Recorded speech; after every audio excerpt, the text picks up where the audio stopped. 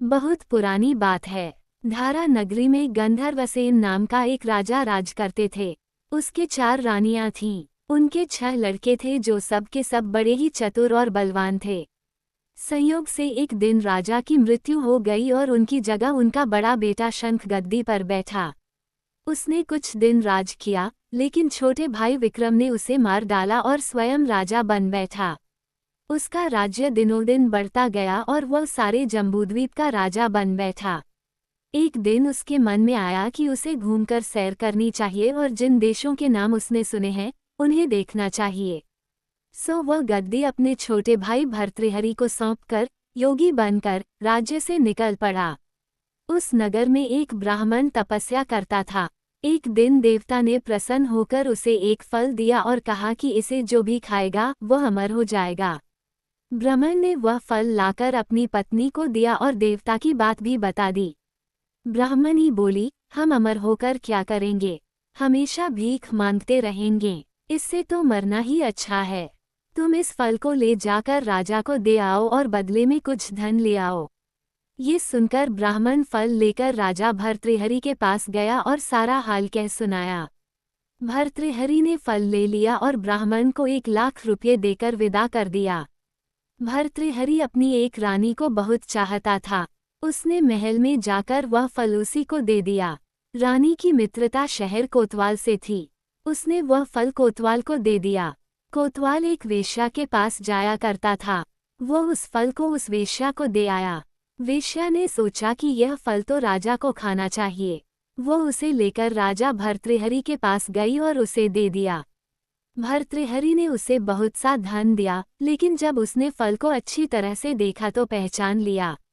उसे बड़ी चोट लगी, पर उसने किसी से कुछ कहा नहीं।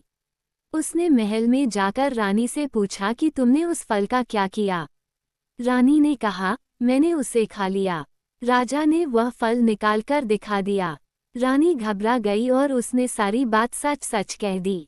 भर्तृहरि ने पता लगाया तो उसे पूरी बात ठीक ठीक मालूम हो गई। वह बहुत दुखी हुआ। उसने सोचा, ये दुनिया माया जाल है, इसमें अपना कोई नहीं। वो फल लेकर बाहर आया और उसे धुलवाकर स्वयं खा लिया। फिर राजपाट छोड़ योगी का भेष बना जंगल में तपस्या करने चला गया। भर्तृहरि के जंगल में चले जाने से विक्रम की गद्दी सूनी हो गई। जब राजा इंद्र को ये समाचार मिला तो उन्होंने एक देव को धारा नगरी की रखवाली के लिए भेज दिया। वह रात दिन वहीं रहने लगा। भर्तृहरि के राजपाट छोड़कर वन में चले जाने की बात विक्रम को मालूम हुई तो वह लौटकर अपने देश में आया। आधी रात का समय था। जब वह नगर में घुसने लगा तो देव ने उसे रोका। राजा ने कहा, मैं विक्रम हूँ, यह मेरा राज है, तुम रोकने वाले कौन होते? देव बोला, मुझे राजा इंद्र ने इस नगर की चौकसी के लिए भेजा है। तुम सच्चे राजा विक्रम हो तो आओ, पहले मुझसे लड़ो। दोनों में लड़ाई हुई। राजा ने जरा सी देर में देव को पछाड़ दिया। तब देव बोला, हे राजन, तुमने मुझे हरा दिया, मैं तुम्हें जीवन दान देता हूँ।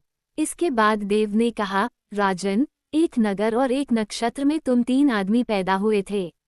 तुमने राजा के घर में जन्म लिया, दूसरे ने तेली के और तीसरे ने कुम्हार के। तुम यहाँ का राज करते हो, तेली पाताल का राज करता था। कुम्हार ने योग साधकर तेली को मारकर शमशान में पिशाच बना सिरस के पेड़ से लटका दिया है। अब वो तुम्हें मारने की फिराक में है, उससे सावधान रहना। इतना कहकर देव चला गया और राजा महल में आ गया। राजा को वापस आया देख सबको बड़ी खुशी हुई। नगर में आनंद मनाया गया। राजा फिर राज करने लगा। एक दिन की बात है कि शांतिशील नाम का एक योगी राजा के पास दरबार में आया और उसे एक फल देकर चला गया। राजा को आशंका हुई कि देव ने जिस आदमी को बताया था, कहीं यह वही तो नहीं है। ये सोच उसने फल नहीं खाया, भंडारी को दे दिया। योगी आता और राजा को एक फल दे जाता। संयोग से एक दिन राजा अपना अस्तबल देखने गया था। योगी वहीं पहुंच और फल राजा के हाथ में दे दिया। राजा ने उसे उछाला तो वह हाथ से छूटकर धरती पर गिर पड़ा। उसी समय एक बंदर ने झपटकर उसे उठा लिया और तोड़ डाला। उसमें से एक लाल निकला, जिसकी चमक से सबकी आंखें चौंधिया गईं। राजा को बड़ा अचरज हुआ। उसने योगी से पूछा, आप ये लाल मुझे रोज क्यों दे जाते हैं? योगी ने जवाब दिया, महाराज, राजा, गुरु, ज्योतिषी, वैद्य और बेटी, इनके घर कभी खाली हाथ नहीं जाना चाहिए। राजा ने भंडारी को बुलाकर पीछे के सब फल मंगवाए।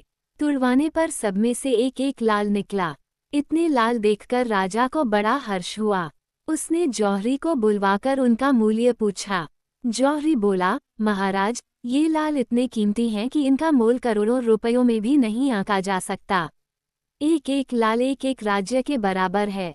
ये सुनकर राजा योगी का हाथ पकड़कर गद्दी पर ले गया। बोला, योगी राज, आप सुनी हुई बुरी बातें दूसरों के सामने नहीं कही जाती। राजा उसे अकेले में ले गया। वहां जाकर योगी ने कहा, महाराज, बात यह है कि गोदावरी नदी के किनारे मसान में मैं एक मंत्र सिद्ध कर रहा हूँ। उसके सिद्ध हो जाने पर मेरा मनोरथ पूरा हो जाएगा। तुम एक रात मेरे पास रहोगे तो मंत्र सिद्ध हो जाएगा। एक दिन रात को हथियार बांधकर तुम अकेले मेरे पास आ जाना। राजा ने कहा, अच्छी बात है। इसके उपरांत योगी दिन और समय बताकर अपने मठ में चला गया। वह दिन आने पर राजा अकेला वहां पहुंचा। योगी ने उसे अपने पास बिठा लिया। थोड़ी देर बैठकर राजा ने पूछा, महाराज, मेरे लिए क्या आज्ञा है? योगी ने कहा, राजन, यहाँ से दक्षिण दिशा में 2 कोस की दूरी पर मसान में एक सिरस के पेड़ पर एक मुर्दा लटका है। उसे मेरे पास ले आओ, तब तक मैं यहाँ पूजा करता हूँ। ये सुनकर राजा वहां से चल दिया। बड़ी भयंकर रात थी। चारों ओर अंधेरा फैला था। पानी बरस रहा था। भूत प्रेत शोर मचा रहे थे। सांप आकर पैरों में लिपटते थे। लेकिन राजा हिम्मत से आगे बढ़ता गया। जब वह मसान में पहुंचा तो देखता क्या है कि शेर दहाड़ रहे हैं, हाथी चिंघाड़ रहे हैं, भूत प्रेत आदमियों को मार रहे हैं। राजा बेधड़क चलता गया और सिरस के पेड़ के पास पहुंच गया। पेड़ जड़ से फुनगी तक आग से दहक रहा था। राजा ने सोचा, हो न हो, ये वही योगी है जिसकी बात देव ने बताई थी। पेड़ पर रस्सी से बंधा मुर्दा लटक रहा था। राजा पेड़ पर चढ़ गया और तलवार से रस्सी काट दी। मुर्दा नीचे गिर पड़ा और दहाड़ मार मार कर रोने लगा। राजा ने नीचे आकर पूछा, तू कौन है?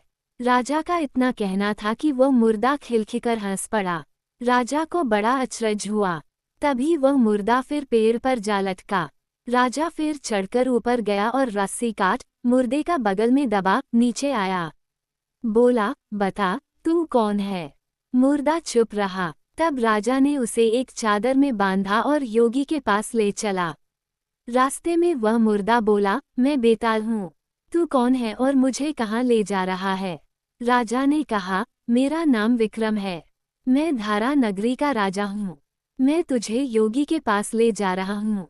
बेताल बोला, मैं एक शर्त पर चलूंगा। अगर तू रास्ते में बोलेगा तो मैं लौटकर पेड़ पर जा लटकूंगा। राजा ने उसकी बात मान ली। फिर बेताल बोला, पंडित, चतुर और ज्ञानी, इनके दिन अच्छी अच्छी बातों में बीतते हैं, जबकि मूर्खों के दिन कला और नींद में। अच्छा होगा कि हमारी राह भली बातों की चर्चा में बीत जाए।